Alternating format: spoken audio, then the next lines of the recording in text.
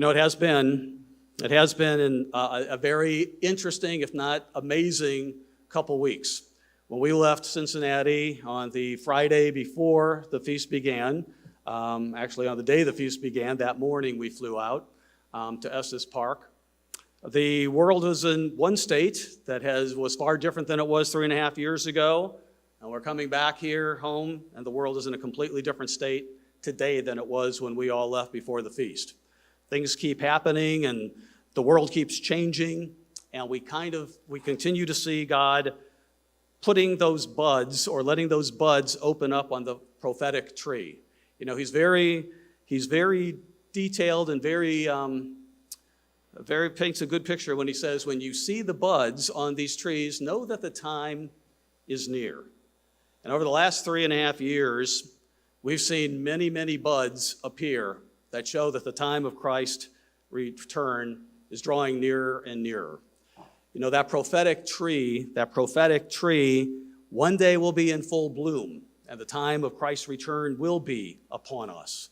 But God lets us see what is going on for reasons that we may be prepared for the time that is coming, because the time between now and the return of Jesus Christ is not a fun and wonderful time. It's not a time to be afraid, and it's not a time to be dismayed, but a time to be growing closer to God as we see these things happen. The terror attack on Israel last week was something the world hasn't seen in a while. In a way, I think the world may have forgotten what terror is like and what the face of it is. It is an ugly and hateful thing. And the rhetoric that has come out of Israel and from around the world as though actions have been condemned, and the surprise of how many people are supporting that terror attack has been quite eye-opening. And with that attack on Israel, so many of the pundits say this is another one of those wars, because now we literally have gone into a time where there are wars, major wars, as well as rumors of wars that Christ said would be before the return of Jesus Christ. And that this conflict could go on for years and years, just like the Ukraine and Russia war seems to have no end. And it just sort of goes on and on and on and on. But make no mistake, another bud has appeared on the tree with Israel. And the world, as we knew it 2 weeks ago, will not be the same as it was ever again in this time, because this conflict and what the determination of the nation of Israel and the terror state as well is pretty real. As we've looked at this, and as we were surprised last Sabbath when I got a call of what was going on in Israel, no one saw it coming, and you listen to the news, and no one saw it coming. It's been pretty well played on the news media that even one of the State Department or Defense Department spokesmen, has said that, made a comment just 2 weeks ago that it's never been a time that's been as quiet in the Middle East. And so everything seemed to be really peaceful, really in good shape. And then boom, out of nowhere, one of the key words on these buds that we see keep opening on that prophetic tree is that word suddenly. Out of nowhere, this came. Israel didn't see it coming. The United States didn't see it coming. The Defense Department, no one saw it coming, and boom, we have this tragedy that is on the world. When you read through the prophecy in the Bible, that word suddenly appears a lot where God is concerned. One of those places, you don't have to turn there, is in 1 Thessalonians 5 and verse 3. And that fulfillment of that verse is yet to come, but it says, when they say peace and safety, sudden destruction comes. But we see this pattern of there was no indication that this terror attack would occur in Israel, but suddenly it appeared. And suddenly it took the world by surprise. If you will, turn with me back to Isaiah 48. In Isaiah 48, we find that word suddenly in a number of occasions. And in Isaiah 48 and verse 3, God talks about these things. He talks about what will happen, the signs of the time of the end. The prophecy that he gives us, of course, in Isaiah 45 and 55, he tells us that the things he says are going to happen. We don't have to think that they're not. If God says it, it will happen. And it's Isaiah 48, verse 3, he says, I have declared the former things from the beginning. God knows. God knows what's going to happen. Before the foundation of the earth, his plan was in effect. I have declared the former things from the beginning. They went forth from my mouth, and I caused them to hear it.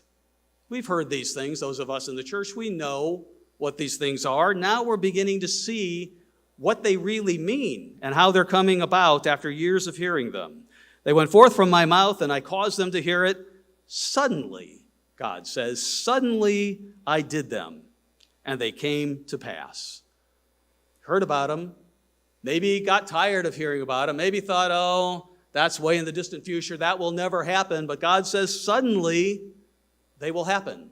Suddenly you'll be there. And those prophecies that we've talked about and read in the Bible that have been there for millennia before we ever opened the Bible and understood it or were even on earth is there.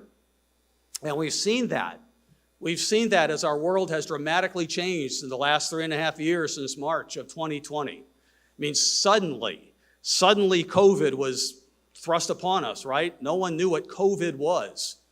And all of a sudden we had these multiplying cases around the world. Suddenly we were thrown into these situations that none of us ever expected. I remember sitting here in Orlando, and on Thursday we were planning for Sabbath services, and the edict came out, Sabbath services have to be canceled because of all this. Pretty soon we had, within a couple days, no more than 100 in a place, no more than 50, no more than 25, down to no more than 10 in one place at a time. And all those things happened without warning, without any kind of foresight, and we did it. We had masks thrown on us. Who ever thought of masks? And all of a sudden there was masks that were thrown upon us. You must wear masks or you must not, and there was conflict that arose over that. There were vaccines that came down the road. There were lockdowns. There were reports on TV about if your neighbors or your friends have more than 10 people in their house, call the authorities and report them. And all of a sudden we lived in this kind of police state, like watch out for one another, and we have this situation that none of us had ever come about before. All of a sudden we had censorship. Someone said something that the government didn't like, and so all of a sudden we had cancel culture come in. We had censorship come in. We had people lose their jobs, lose their careers because they had a different opinion than what the government had, and we began to see the rudiments of an authoritarian type government that was beginning to take shape in all places of America. And this was a global event. This was the first event in our lifetimes where the entire world was involved in it. You know, as COVID listed and we watched how fear was used to manipulate the public, we saw other things develop. You know, on the heels of an administrative change, all of a sudden we had sexual depravity begin to be championed. Do this, and an edict goes out. This is the case, and all of a sudden we have things that we've heard of but never thought of as anything that would become heroes, and all of a sudden we live in a land where this sexual abnormality and whatever is championed above what the norm and what God created, and we live kind of in an alternate universe. As we look at those things and scratch our heads, how did that happen that quickly? How did so much of the public embrace that? And why is evil truly being called good? Just as we were told in Isaiah that there will be a time when evil is called good and good evil. And we see that happening because if you believe in God, if you believe in the Bible or these antiquated norms that people have lived by, you aren't anyone that people want to pay attention to. You need to get with the new agenda, if you will. And so we saw that happen. We've seen the news openly talk about lawlessness. I mean, we don't even have to wonder, is it lawlessness? They tell us it's lawlessness, and Christ is clear. When lawlessness abounds, the love of many will wax cold. There is a danger to God's people in a time of lawlessness, a time for us to draw closer to Him that we don't get lured in to the arguments and the clever, cunning things that the government would have us say, or our entertainers would have us believe, or even our teachers in schools would have us believe, because all of a sudden education became something that it was never before, where teachers in some places are teaching children unimaginable things that will change them forever, that they can never have a normal life with the things that they've been being fed. And you've heard me say it before, and we're working on things at the home office. The parents, you need to be aware of what is going on and not have your eyes closed to what might be being taught to your children if they're in public schools or even with their friends in the world, because the things that are out there are absolutely evil and wrong. And what they're being taught in some cases they will never get out of their minds. So important for people and parents to be teaching about God every single day at home. And we're working on some programs to send out to have that daily Bible study available for parents to do along with homeschooling or whatever it is that you do, because there's never been a time like now for Deuteronomy 6, that when you rise up, when you lay down, when you eat, when you sleep, that you are talking about God and your children are armed with what the truth is, and that they don't get lulled to sleep by what this world is thrusting on them.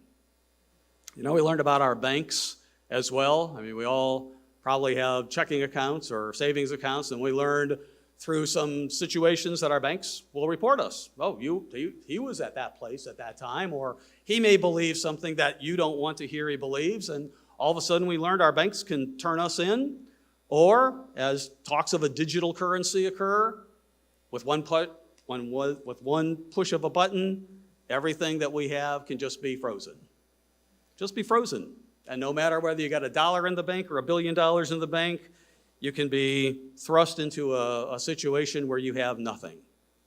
And so all of a sudden, Revelation 13 and the penalty for not taking the mark of the beast becomes a little more real when we realize if we have our trust in bank accounts, if we have our trust in currency, that can be wiped away in no time, literally with the push of a button. And as digital currency continues to be talked about around the world, not just in the United States, that reality is there. We see these buds on the tree that are filling up that tree more and more and more. And then in America, we have this woke mentality. This woke mentality that just, in a way, defies the imagination. But it has captured so many people in the world today. And it is the antithesis of everything you and I have been taught. It's the antithesis of what the Bible says. And we see this tremendous split in the world today. All these things that in March 2020, life was one way, but here in October 2023, it's completely different. It will never go back to the way it was.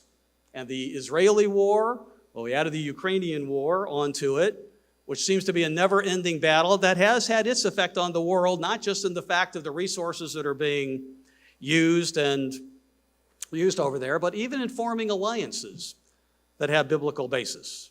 We see Russia and China and the Eastern Bloc over there beginning to form an alliance against the West. And of course, that has prophetic implications, because in Daniel 11, we talk about the powers that be, the East, the North, the South, with no sign of the Western powers even still there at the time of the end.